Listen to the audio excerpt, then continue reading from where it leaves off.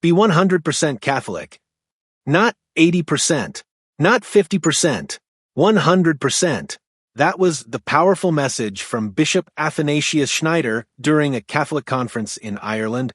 But what exactly did he mean? And why is his message drawing so much attention today? Let's take a closer look. Speaking at the Catholic Voice Conference on August 3, 2026, at the Benedictine Convent in Cobh, County Cork, Bishop Schneider encouraged Catholics to remain fully faithful to the teachings they have received from the Church. He said, "The challenges facing the Church today should not lead Catholics to compromise their faith. Instead, they should remain firm." According to Bishop Schneider, the Catholic faith is God's greatest gift. He said nothing revealed by Christ should be reduced, ignored, or replaced.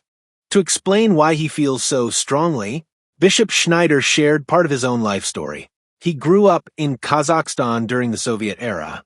His family belonged to the underground Catholic Church. Masses were celebrated in secret. Doors and windows had to remain closed. Priests often had to hide from the secret police. Looking back, Bishop Schneider described growing up in that persecuted church as one of the greatest blessings of his life. He said those experiences taught him to stay faithful, even when faith becomes difficult. The bishop also remembered Bishop Alexander Kaira, a Greek Catholic bishop, who, according to Schneider, refused pressure to separate from Rome. Because of that decision, Bishop Kaira spent years in Soviet labor camps. Later, while living under house arrest, he served Catholics quietly under the simple name Father Alexander. Bishop Schneider also shared the story of a church built during communist rule. Officials allowed the building only if it looked like an ordinary hall.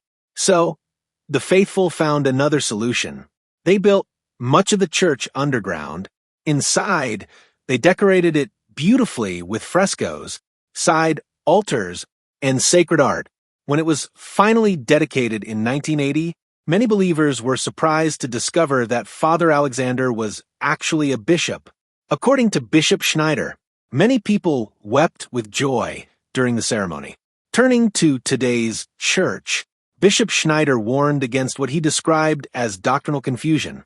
He argued that Catholic teaching should always be presented with clarity. In his words, the faith should never be explained through uncertainty or ambiguity. He also reflected on the purpose of synods.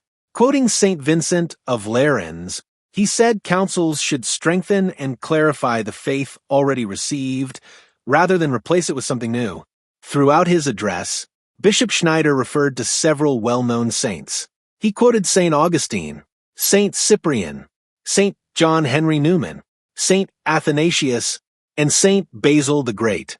He presented them as examples of courage during difficult moments in church history.